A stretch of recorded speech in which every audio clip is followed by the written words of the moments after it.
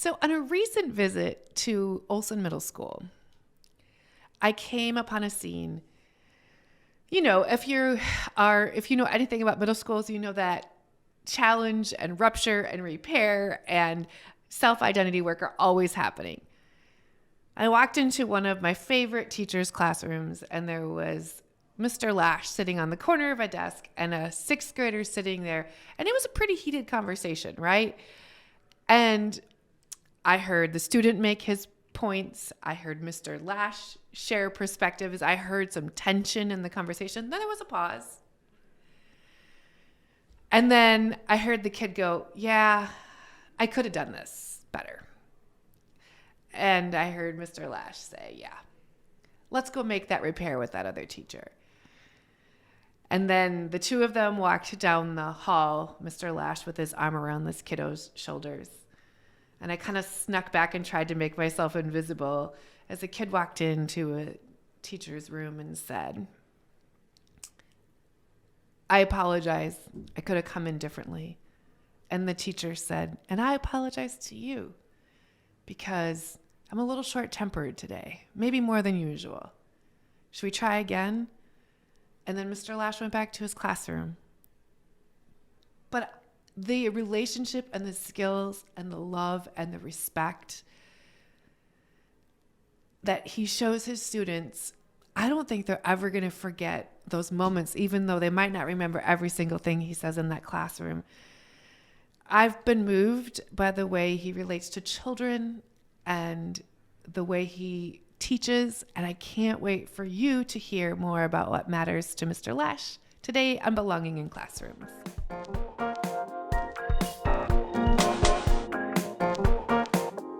Mr. Lash, welcome to Belonging in Classrooms. Start off by telling us where and what you teach. Well, just as they do at Ohio State University, because I'm from Ohio, right? I teach at the Olson Middle School in North Minneapolis. Yes. And yes, that is with a capital T. Yes. The Olson Middle School. And I teach sixth grade Minnesota and Cultural Studies is what we call it. Yeah, amazing. And I met you teaching. Yes, ma'am. Love watching you teach. I do appreciate it. Like being able to pop in there every once in a while, unannounced, say hey. Be part of the fun. Yes. So tell me, why did you decide to change your career? Well, when I was in law enforcement, one of the things I truly enjoyed was being an SRO, school resource officer. I loved being in the schools. And oddly enough, I also had a degree in education because at one point that was the direction I was going to go. I'll be honest, one of the bigger reasons I didn't continue down that road was second generation law enforcement and also finance. At the time, my wife was a teacher, and I knew how much she made. And I thought, I don't want to do that. So, but over the years, I became more and more passionate. And I saw a need. I was an SRO in North Minneapolis, and I was challenged by one of my principals. One day after an altercation had broken out, and I had to deal with it, and she was very happy as a principal on how it was dealt with. And she came back to me and she said, you really would look good in that classroom. And Dr. Joyce Lewis Lake, Lord bless her soul. But I remembered that. And I had a passion. I really thought, yeah, she's right. I kind of like this environment and this atmosphere. But more than anything, I like the reward that comes with knowing you're bringing academic success, life success, and opportunity to young people who, in the areas that I was attracted to, North Minneapolis, didn't always have that. Yeah. So, and she also let me know how many black males were currently in the classroom. And I will tell you, as a student, former student of Minneapolis Public Schools, I was like, wow, that number's that low still. And Yeah, so that's what attracted me. Um, Wow. So tell me about how you set up expectations for your students. Like you showed it to me the first day I met you. You showed me the things down the classroom door. How do you set the stage in your classroom for your kids? well, one of the things I always try to do is I try to speak their language, so to speak, because I feel like they better understand. Mm. So I took one of their famous quotes. They're saying, "I've got swag," and I'm like, "Man, brother, you got swag. You right. Look at you. I mean, you dressed to drip." And they will say those things to me, and they will say, "Yeah, Mr. Lash, look at these ones I got on, and blah blah blah." And so I decided I was going to take swag Yeah. and put it on the front of my door, big letters, SWAG, and it stands for bring. And then at the top it says "Bring your swag," and then at the bottom in a round circle it says "For learning." And the swag stands for bring your strengths, your weaknesses, your attitude, and your goals. Mm. And if you bring those and we can align them, we're going to do something. And we're going to do something that is going to be beneficial, academically beneficial to not only you as the child, but to your family as well. Mm.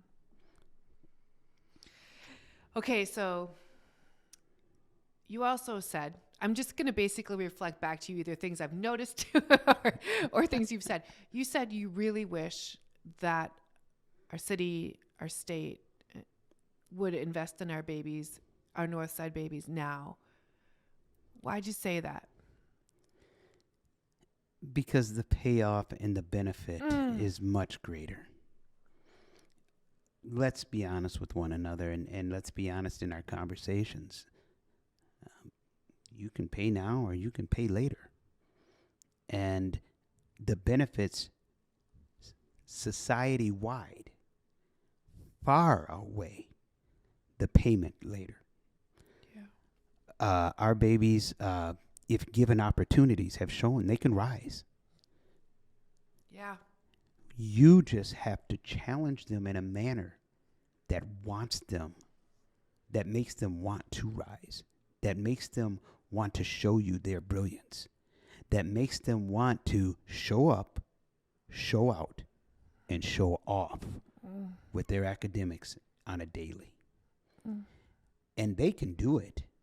They just need to know that your realism with them shines through when you speak your truth or speak truth into their life. Because too many times our babies have been let down by so-called concerned adults. And they know they have. And with that comes a hesitancy to trust. Yes. And so I believe in putting forth a deposit, because you're never going to get a refund on your deposit at any point if it's not real and upfront and have some legitimacy behind it. They know.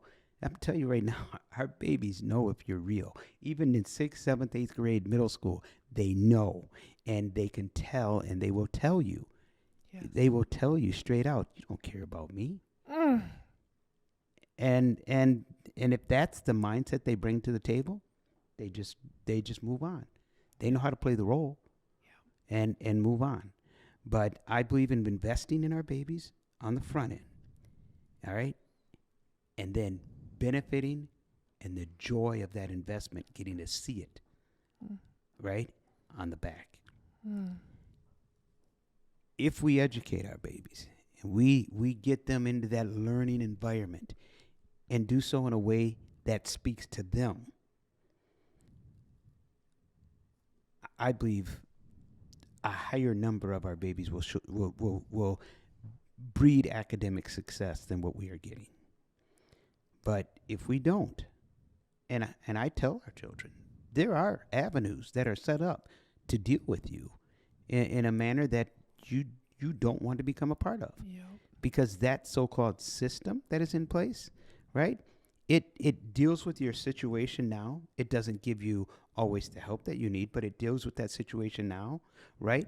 But that stereotype that's been placed on you as a result of being part of that so-called system, right? That stays with you for years to come. Absolutely. So that paid my debt to society. Sometimes when it comes to our black and brown children, never ends. Yeah. Okay, what would you do if you had an unlimited budget? I am not the do-all, be-all in this world. I know there are I don't know. I think your great- students would disagree. I know there are some great minds out there, and Yeah. I would bring them to the table, and I would bring the minds from numerous places. Yeah. I want the superintendent in Beverly Hills at that table, along with the superintendent in Mississippi, right? Alabama, Arkansas, California. I don't care. I want the people at the table because I want to hear their stories of success. Yeah. And then I want to begin to mold that like clay, right? To say, we're going to take 2 teaspoons of Beverly Hills, a half a cup of Mississippi, right? 3/4 of a cup of Alabama. And New York, we're going to take a full cup of yours, and we're going to begin to mold that new system in place that's going to speak to our children in a way that excites them about learning. Because the one thing our kids say to me often is, Mr. Lash, you old, and isn't this the way you learned? Hey, don't y'all think it's time to change some things up? And they're right. They are right. We're talking about a different breed of child, right? Yeah. Yet we're using the same old spoon. Which is like compliance first, right? Do what I say, then I'll give you the reward. Right. And, I think sometimes what's hard about education is education tends to attract people who had success and happy feelings in it, right? And that's not necessarily who we need always. It's like, but it worked for me because I sat up straight. I always think, my husband and I talk about this all the time. I was the best math teacher because math was so hard for me. Math was easy for him, and he didn't have a lot of patience for math. I was not the student that everybody thought was wonderful. Yeah. Because and part of it was I grew up in Minneapolis public schools, and I did not feel wanted. You didn't feel wanted in your school? Oh no, not at all. No. I was part of the Hale Field Project in 1971. I was one of those students whom was taken out of field and forced to integrate due to the lawsuit of the NAACP and forced to integrate Hale School. And again, that photo that you see in the newspaper, that's my sister.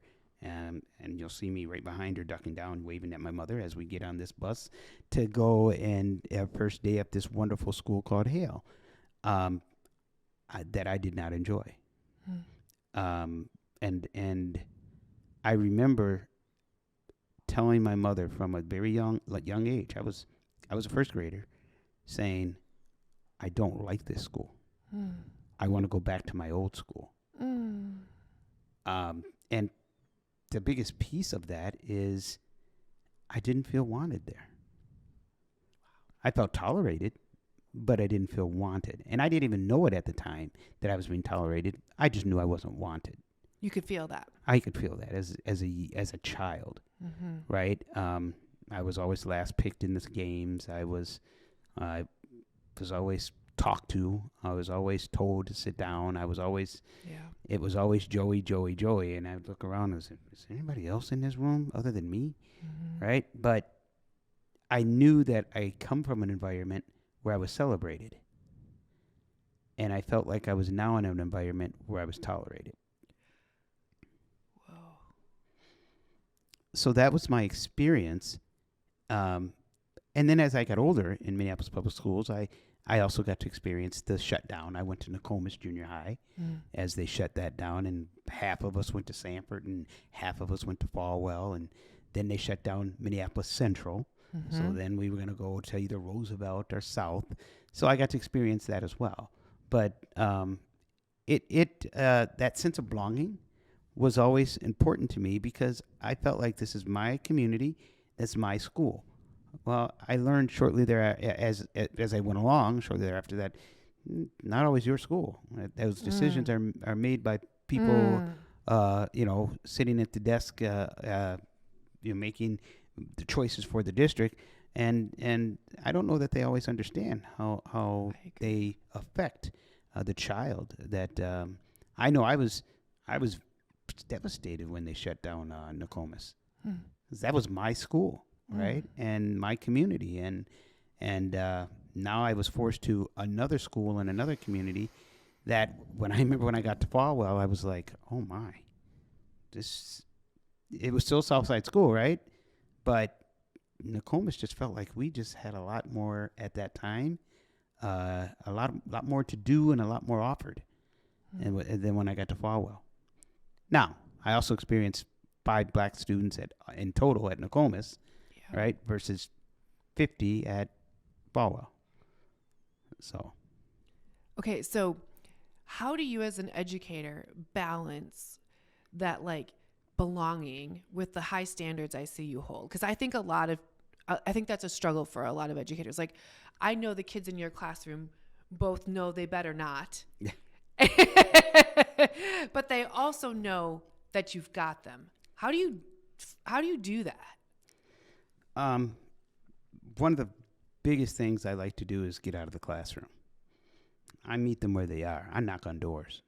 I introduce myself. Mr. Lash. My mama taught me a long time ago, don't you ever go over somebody's house empty-handed. So I usually got a little something when I show up at the doorstep, right? And then I let them know, hey, Mom, I'm Mr. Lash, and this is not a me thing. This is a we thing. And we have got to do our very best if we are going to see the academic success of your child, because I want to celebrate it with you. And I have never yet one time had a parent say, why are you here? Stop talking to me. I don't want to hear that, blah, blah, blah. 100% of the time it's, I ain't never had no teacher show up at my door and show that kind of love for my child. What you need, what you looking for, what you want. Y'all up to something? No, I'm up to your child. Because at the end of the day, no one knows your child better than you do. Yeah. But I want to know more about your child because I know that every child learns differently. So tell me some things that will work, that you think work best for your child. How do you see me interacting with your child to bring out this brilliance in that young child? And when a parent gets a chance to speak their truth and speak voice to their child's learning, that's called buy-in, right? I'm on board now, right? You got to remember, oftentimes we're a people, right? There are 3 systems that my people often don't trust. Yeah. The medical system, the criminal justice system, and the education system. We've often over the years have felt ignored in those 3 systems, right? Yeah.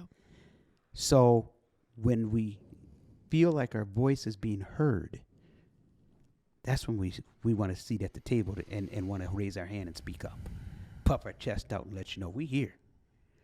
It's when we don't feel heard that we cower back into the shadows because we're tolerating what's going on because the system says our child must go to school.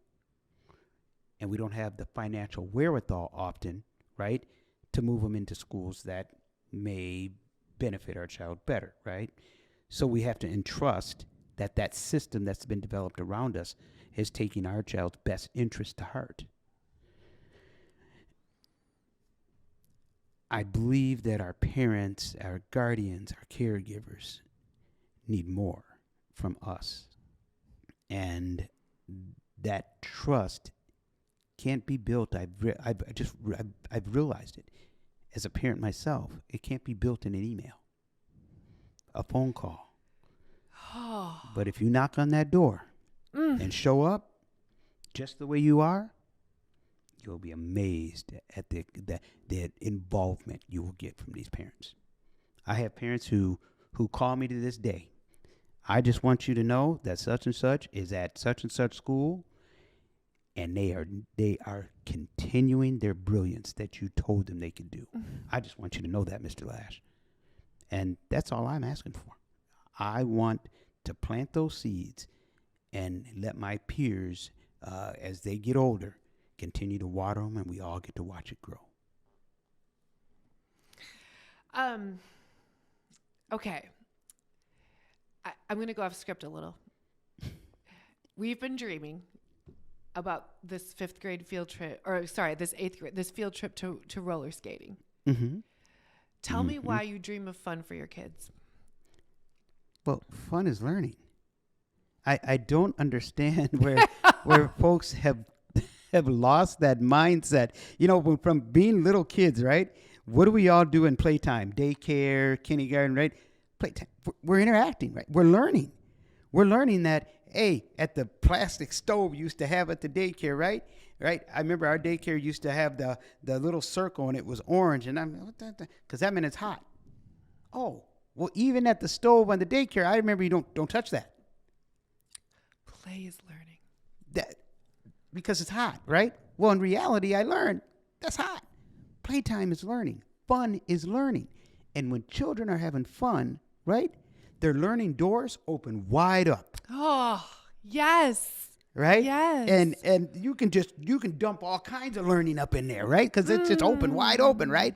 But if you sit in that classroom all day, every day, and do nothing, those learning doors go like this. And you better have a funnel, because that's about all you got. You have the opportunity is to dump in there that learning, right? Make learning fun and watch the results. But it's got to also leave the confines of those four walls. It does. Yep. It has to. Yep. And I know we're in some financial disarray, right? But if we're being honest with ourselves, right, we're doing a huge disservice to our children. We really are. Because today's child doesn't learn the same way that we did 30, 40 years ago. Yep. It's just not the same.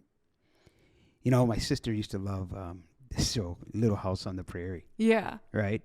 And I remember watching it, and I'd look at her and go, who lives like that?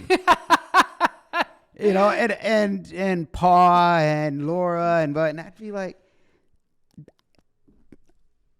I can't compute, so help me. Yeah. And I'd look at that today and go, yeah, we're reliving the Little House on the Prairie. Yeah. The way our system is set up today. It's so true. And our children are looking at us and going, what are we doing? This ain't learning, right? So learning outside the classroom is got to become more prevalent because our children don't do the confinement very well. It's true. And so, but like I said, I watched the funnel of learning open up like doors like this. When they're having fun. And when they're having fun, I throw learning in there that oftentimes they don't even know we're learning. They just know we're having fun. I remember just yesterday I was talking to my homework group, and I was trying to explain to them the New Deal. And I was like, remember that COVID stimulus money? And they were like, oh, I get the New Deal now. Right? Yeah. And so, I was like, President Roosevelt, he used these fireside chats. Mm-hmm. So that would be like making a TikTok. Right. Yes. Exactly. Kids can do it. They can. They first want somebody to believe in them, right? Oof. And then they want somebody to hear them. Yeah. Okay. And once it's all said and done, right, you will be amazed at some of the end results. But again, I one of my biggest issues is that learning and education is so attached to money. And I know we have set up this society evolving around that. But I believe there are some different ways. Again, I'm not the mean all, the do all, but I believe there are some different ways, and I've explored some of those ways that we can overcome the financial downfalls, right? To still bring forth incredible learning, despite not having enough zeros. Yeah. We could talk for a long time, but I just want to say, I think we've had like 6 mic drops. Thank you so much for joining us today. I would just encourage everyone who's listening that Mr. Lash is always looking to provide experiences for his kiddos. If you want to support him, we'll help you do that. But I just want to say thank you for showing up every day in the way that you do for the children you do. I so appreciate it. And for those who are listening, hey, if you ever want to visit, you want to see learning in motion, right? You want to see young people engage learning at the highest level, where they will show up, show out, and show off on a daily. All right? Knock on the door. Come see me, right? Because the brilliance is there. The brilliance is there. All right. And with that, we'll go sign off. Thanks so much for joining us today. I appreciate you. Thank you as well. Appreciate you. Yeah.